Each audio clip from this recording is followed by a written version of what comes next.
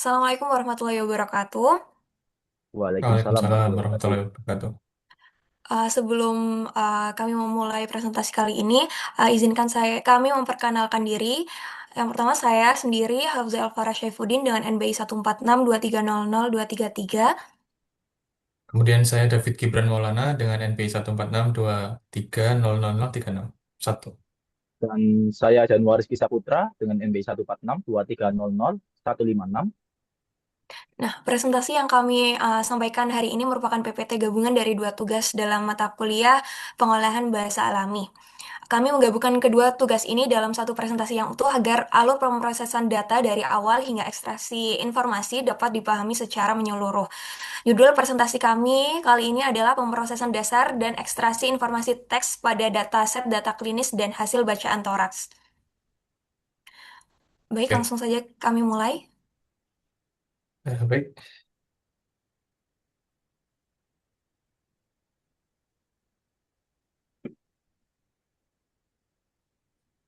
Mantap. Baik, yang pertama saya akan jelaskan konteks project dari penugasan penugasan yang sudah ada dalam mata kuliah pemrograman bahasa alami, pengelola bahasa alami atau NLP ya. Di sini kita diberikan dataset atau yang kita gunakan itu adalah medical text dan rule based extraction. Jadi masalah utama itu data klinis dan laporan toraks itu berupa free text. Jadi belum ada eh, pengelolaan data teks. Jadi masih sangat abstrak gitu ya. Dan terkadang juga masih ada typo atau eh, kalimat yang menyambung gitu. Jadi gunanya NLP salah satunya itu untuk memperbaiki struktur kata gitu. Terus teks perlu dibersihkan sebelum analisis lanjutan. Ini bagian dari pre-processing. Nanti akan dijelaskan lebih lanjut. Terus istilah medis memiliki variasi kata dan pola kalimat. Ini karena konteks kita itu medical text. Jadi target project-nya itu menerapkan pre-processing dan ekstraksi informasi untuk menemukan gejala, temuan toraks, frasa penting, frekuensi, serta coverage. Oke, jadi untuk alur kerjanya seperti ini. Jadi untuk alur kerja end-to-end dari dataset sampai evaluasi hasil ekstraksi, yang pertama itu ada load dataset, pre-processing, normalisasi, keyword dan regex, chunking, dan analisis serta coverage. Seperti itu. Ya, tools utama yang kami gunakan itu Python dan juga Google Colabs. Terus NLTK, ini library yang kita import untuk tokenisasi dan stopword. Terus Sastrawi untuk stemming. Sastrawi ini eh, stemming tapi yang library-nya itu milik Indonesia gitu. Terus Stanza untuk lemmatization, regex plus counter untuk ekstraksi dan frekuensi. Di sini contoh kode collab-nya ya. Import Panda dan juga import dataset yang sudah dataset spreadsheet yang sudah dipublish dalam bentuk CSV. Maka di sini yang dibaca itu CSV seperti itu. Dan kolomnya itu ada data klinis, hasil bacaan toraks, dan labelnya. Oke, next.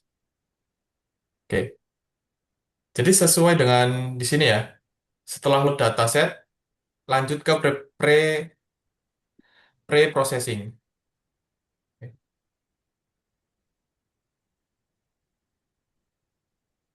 Jadi pre-processing yang pertama itu tokenization dan stopword removal. Gitu. Tokenization itu adalah lower apa bilang penyeragaman penyeragaman atau menyamakan semua kalimat semua kata. Jadi yang ada uppercase jadi di lowercase kan dan dikelilingi karakter non huruf seperti itu. Terus untuk memecah kalimat menjadi token kata dan dasar untuk proses NLP berikutnya. Karena ini pre-processing nanti agak ada processingnya sendiri. Jadi seperti yang sudah dijelaskan di awal, tulisnya salah satunya import NLTK, import RE di sini, terus download resource yang diperlukan, seperti request packet ada pang seperti pangtab dan stopwatch ini. Dan fungsi tokenisasi itu seperti berikut ini. Lalu setelah tokenization itu adalah stopword removal. Nah, stopword removal ini menghapus kata seperti eh, dan, yang, dengan kata sambungan seperti itu. Jadi yang didapat itu hanya konteks utama seperti itu. Terus mengurangi noise pada data klinis dan membuat token lebih fokus pada istilah penting seperti itu. Jadi mengambil kalimat atau kata yang penting seperti itu. Karena bacaan klinis eh, nanti akan selanjutnya berhubungan dengan metode yang lainnya seperti itu. Jadi penerapan ke dataset ini seperti ini di Google Colab, stopword, set stopword menggunakan bahasa Indonesia. Jadi tambahan yang tidak ada di library seperti kalimat singkatan gitu ya. Jadi tambahan di sini GG singkatan dari yang, TDK singkatan dari tidak, karena tersebut, ILL seperti itu. Ini ditambahkan untuk lebih menyempurnakan stopword removal-nya itu yang bisa jadi tidak ada di library stopword removal yang kami pakai. Gitu. Oke, selanjutnya bisa dilanjutkan. Baik, Untuk bagian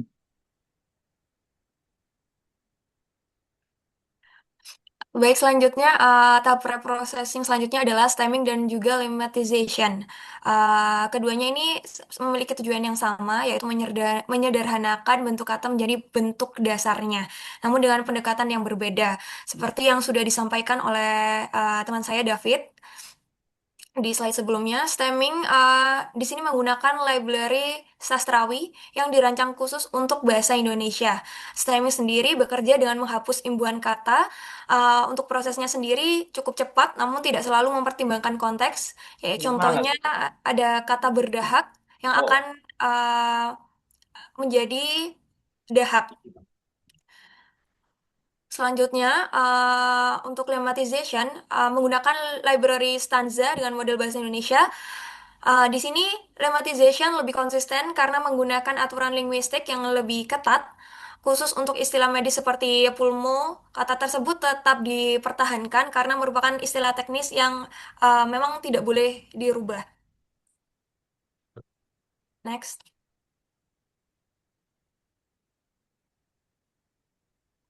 Nah, di sini kami rangkumkan peran masing-masing teknik pre-processing yang memang saling melengkapi satu sama lain. Yang pertama ada tokenization. Di sini tokenization ada memecah kalimat menjadi kata. Contohnya ada sesak nafas, demam, menjadi token sesak, nafas, dan juga demam. Selanjutnya ada stopword removal yang menghapus kata umum.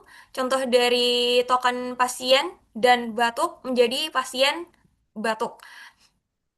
Lalu selanjutnya ada stemming, uh, memotong imbuhan. Di sini contohnya berdahak menjadi dahak dan didapatkan menjadi dapat. Dan yang terakhir ada lemmatization, menormalkan kata. Contoh di sini diambil kata diajak menjadi ajak, lalu kata membesar menjadi besar. Di sini ada catatan penting pada domain medis, istilah seperti infiltrat, lalu pulmo, parakardial tidak selalu berubah karena merupakan istilah khusus dalam medis. Next. Bisa dilanjutkan Nah, sama setelah Mas. ya untuk selanjutnya akan selanjutnya ada disampaikan saya. ekstraksi informasi, yaitu mengambil gejala, temuan radiologi, dan frasa relevan. Untuk pendekatannya sendiri, yang digunakan untuk proyek ini adalah keyword expression, mencari kata domain medis.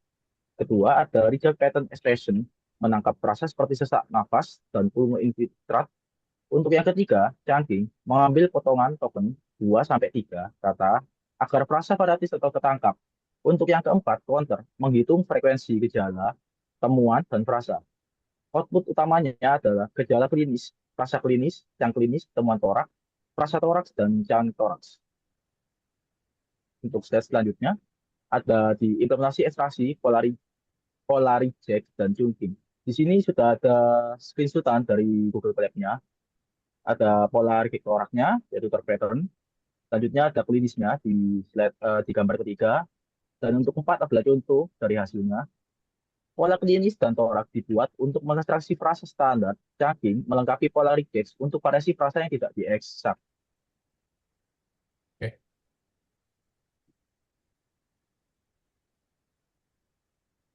Untuk hasil ekstraksi data klinis, gejala utama dan data klinis berhasil ditangkap. Untuk datanya ada 402, kemunculan kata sesak, 333, kemunculan kata batuk, 329, kemunculan demam, kemunculan darah demam. Untuk 190 ada kata sehak. Untuk top rasa klinisnya ada 174 sesak nafas, 142 batuk dahak, 39 keluhan batuk, dan 12 riwayat batuk. Untuk segi ajak komunikasinya ada 9. Untuk contohnya ada di bawah kanan sendiri, reject menangkap frasa kompleks, sedangkan chunking memperkaya frasa yang tidak muncul sebagai pola eksak.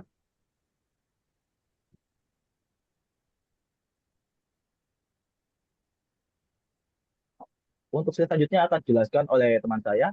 Silakan.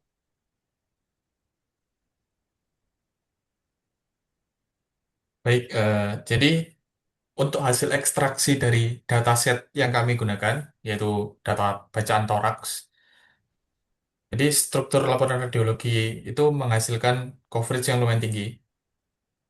Jadi didapatkan dari dataset itu, kata pulmo itu 481 kata, terus cor itu 479 kata, kesan itu 410 kata, dan infiltrat itu 335 kata. Jadi frasa toraks domain itu pulmo infiltrat 262, cor berbentuk kesan normal itu 185, cor berbentuk normal itu 39. Jadi temuan teknis seperti opasitas, densitas massa, dan fibroinfiltrat masih lebih mudah muncul melalui chunking karena variasi penulisan laporan. Lalu untuk analisis frekuensi dan coverage itu akan dijelaskan sama teman saya, Mbak Hafsa. Silakan, Mbak. Selanjutnya, di sini kami melakukan evaluasi terhadap efektivitas metode yang kami gunakan melalui analisis coverage. Coverage klinis kami mencapai sebesar 93,20%, sementara coverage toraks mencapai 97,60%, yang artinya hampir seluruh dokumen dalam dataset berhasil diekstraksi informasinya. Di sini coverage thorax yang lebih tinggi dapat dijelaskan karena struktur laporan radiologi yang lebih konsisten dibandingkan catatan klinis yang lebih bervariasi.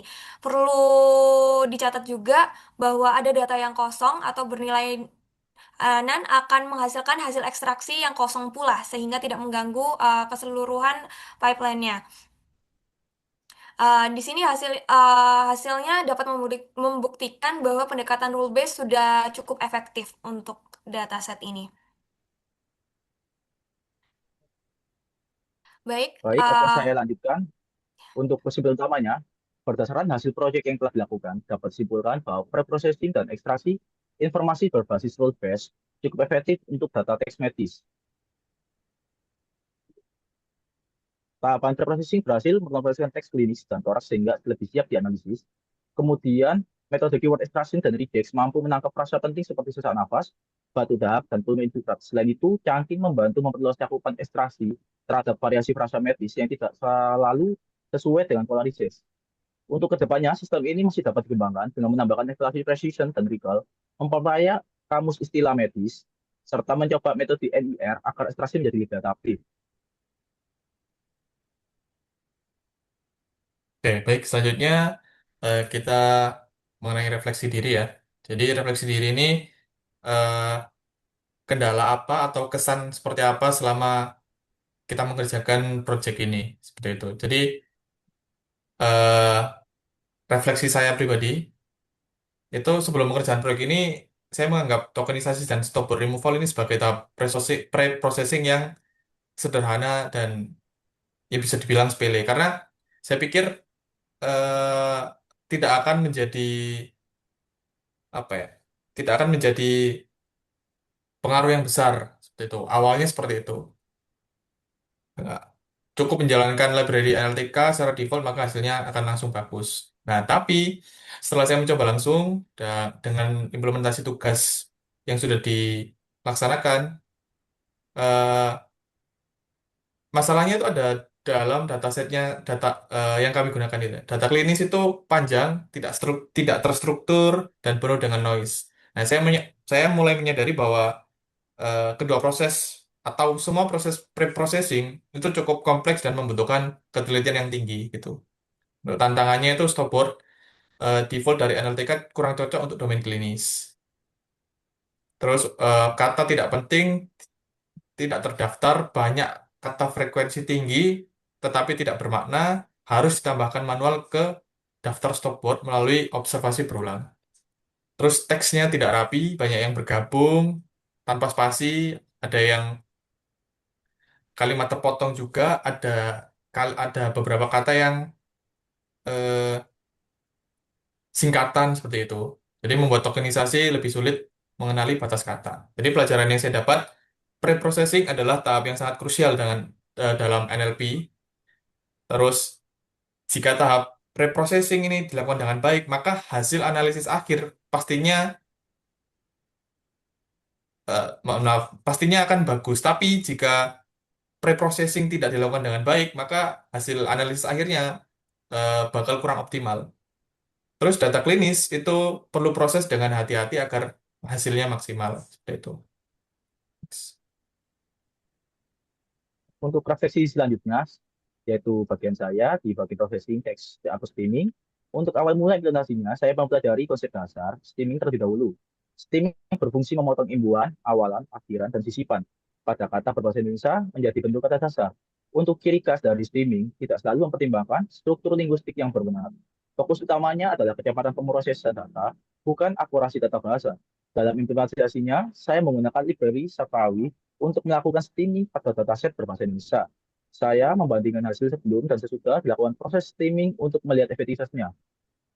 Tantangan dan pembelajaran dari proyek ini yang saya kerjakan adalah hasil streaming tidak selalu ekspektasi terdapat, hasil streaming tidak selalu sesuai dengan ekspektasi yang ada. Terdapat beberapa data yang tidak dapat diproses dengan sempurna. Saya sendiri mengalami beberapa kesulitan dalam memahami struktur dataset dan memastikan proses streaming dapat diterapkan dengan benar pada seluruh data secara konsisten dan optimal. Untuk mengatasi tantangan tersebut, saya melakukan proses dari langkah ke langkah, mulai dari memahami data terlebih dahulu, sehingga memeriksa hasil secara manual antara teks asli dan teks hasil streamingnya.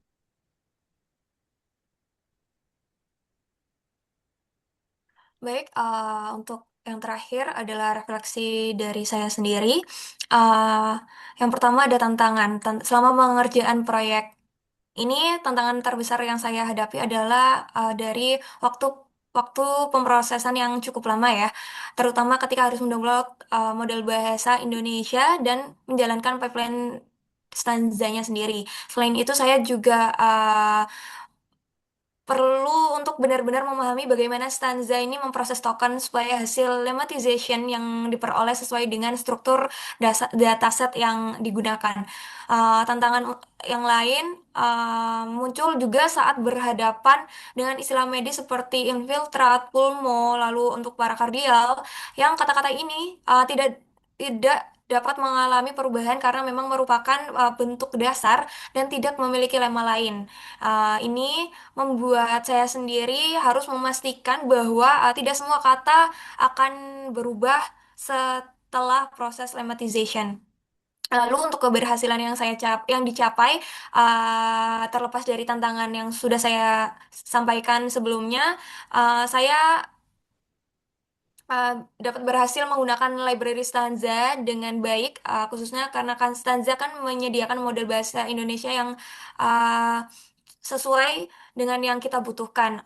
Untuk beberapa contoh keberhasilan dramatization-nya sendiri, yang saya dapatkan ada dari kata dapatkan menjadi dapat, lalu kata berdasarkan menjadi dasar.